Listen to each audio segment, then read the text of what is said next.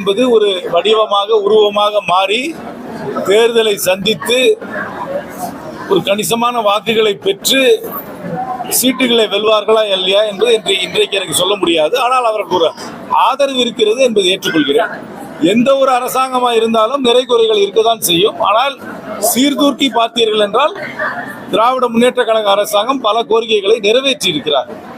அதனால அப்படி ஒன்றும் பெருசாலாம் ஒன்றும் குறை சொல்லிட முடியாது. குறிப்பாக மகளிர் உரிமை தொகை என்றது பெரும்பாலான பெண்களுக்கு போய் சேர்கிறது. சிலருக்கு வேணால் சேராமல் இருக்கலாம், அதற்கு நிர்வாக காரணங்கள் இருக்கலாம். ஆனால் அந்த திட்டம் பெரும்பாலான அளவு வெற்றி தான் அடைந்தது.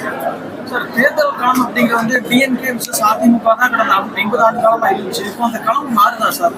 அதற்கு காரணம் அண்ணா திராவிட முன்னேற்ற கழகத்துடைய நடத்தை.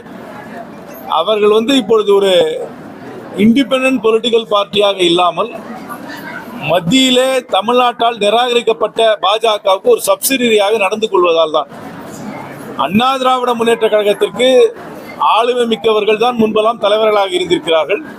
அதுக்கு மாறுபட்ட தலைமை இப்பொழுது இருக்கிறது. அதில் ஒற்றுமை இல்லை.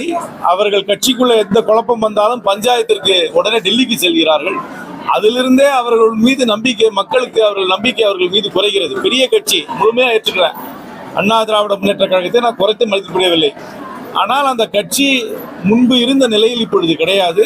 இரட்டலை என்பது ஒரு பவர்ஃபுல் சிம்பல். ஆனாலும் அவர்களுக்கு ஆளுமை மிக்க தலைவர்கள், அவர்களுக்குள்ள பிரச்சனைகள், அதுக்கப்புறம் எந்த பஞ்சாயத்தாக இருந்தாலும் டெல்லிக்கு போகிறது அவங்களுக்கு ஒரு பெரிய மைனஸாக இருக்குது. எல்லாத்தோட பெரிய மைனஸ் அவங்க பாஜக கூட கூட்டணி வச்சது. தமிழ்நாட்டில் ஒரு அரசியல் நியதி உண்டு. பாஜக யாரோட கூட்டணி வச்சாலும் அது வழங்காது. அந்த நிலையில் தான் அண்ணா திராவிட முன்னேற்ற கழகம் செல்கிறது. அது போகிறதுனால ஒரு ஸ்பேஸ் வேக்யூம் இருக்கிறது. அந்த ஸ்பேஸ் வேக்யூமை மற்றவர்கள் நிரப்ப முயற்சி செய்யலாம். விஜயுடைய இந்த அரசியல் களத்தில் வருகையினால திமுக வாக்கு வங்கி அப்படிங்கிறது திமுக கூட்டணி வாக்கு வங்கி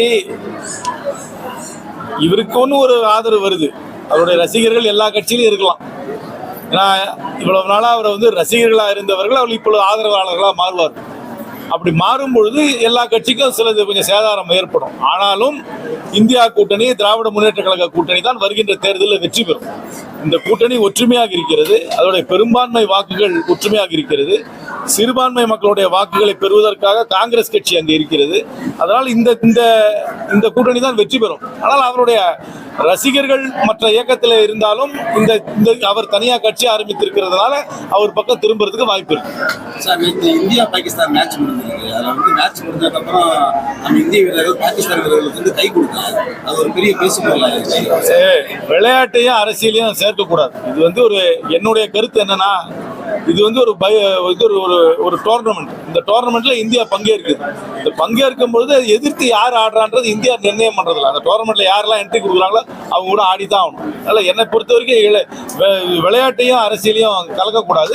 இந்தியாவுக்கும் பாகிஸ்தானுக்கும் எல்லா விதமான ராஜாங்க உறவும் ஒன்றும் முறியலையே. அப்படி முறிஞ்சதுன்னா இந்திய தூதர் பாகிஸ்தான்ல இருக்கக்கூடாது, பாகிஸ்தான் தூதர் இந்தியாவில் இருக்கக்கூடாது. இந்தியாவுக்கும் பாகிஸ்தானுக்கும் சில பிரச்சனைகள் இருந்தாலும் இது விளையாட்டோட கலக்கக்கூடாது.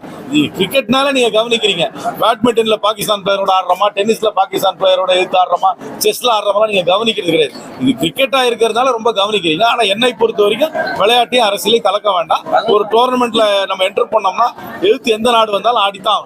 பகல்காம் தாக்குதல் எதிரொலியாக இது நடந்திருக்கின்ற மாதிரி இல்ல, இது ஒரு Asia cup tournament. Asia cup டோர்னமெண்ட்ல ஆசியால இருக்க கிரிக்கெட் ஆடுற நாடு எல்லாமே கலந்துக்கும்.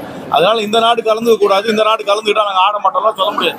நம்ம ஒரு ஒலிம்பிக்ஸ்ல நாளைக்கு போய் நம்ம என்டர் ஆகிட்டோம். அடுத்த ஒலிம்பிக்ஸ்ல அதுக்கு பாகிஸ்தானுக்கு இந்தியாவுக்கு மேட்ச் நடந்தா நீங்க ஆட வேண்டாம்னு சொல்றீங்களா?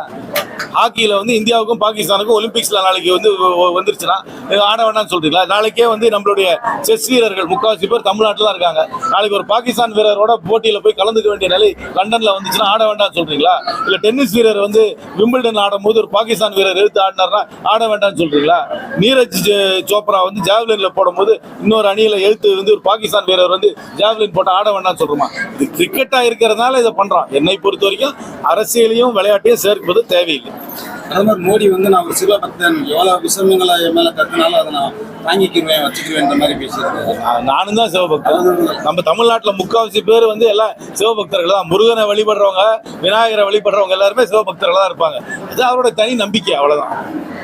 இதுல என்ன இருக்கு விசித்திரம்? நிர்மலா சீதாராமன் வந்து ஜிஎஸ்டி ரீஃபார்முக்கு அப்புறம் எல்லா குடிமகன்களோட வரிச்சுமை வந்து குறைந்து இது வந்து ஜிஎஸ்டியை முதல்லயே குறைச்சிருக்கணும். இது லேட்டாக குறைச்சிருக்காங்க. இது குறைச்சது தான் இப்போ நான் வரவேற்கிறேன். ஆனால் லேட்டாக தான் குறைச்சிருக்காங்க. உலகத்தில் எங்கே நீங்கள் பார்த்தீங்கன்னாலும் ஜிஎஸ்டியா வேட்டா இருந்தாலும் ஒரே ரேட்டு தான் இருக்கும். மல்டிபிள் ரேட் இருக்கவே இருக்காது.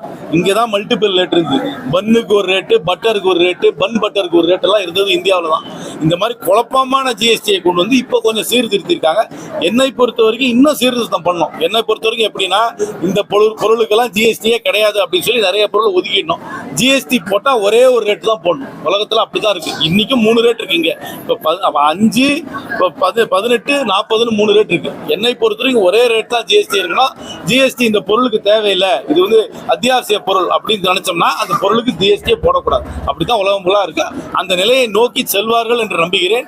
ஏற்கனவே இருந்த குழப்பத்தை விட இப்பொழுது கொஞ்சம் சீர்திருத்தம் செய்திருக்கிறார்கள் என்பதை ஏற்றுக்கொள்கிறேன். ஆனால் காலதாமதமாக தான் இந்த சீர்திருத்தத்தை செய்திருக்கிறார்கள். கூட்டணி ஆட்சி அமையுன்றாங்க. கூட்டணி அமைஞ்சா காங்கிரஸால வந்து ஒரு பெரும்பான்மையா இருக்குமா? அரசாங்கத்தில் நீங்க இருப்பீங்களா?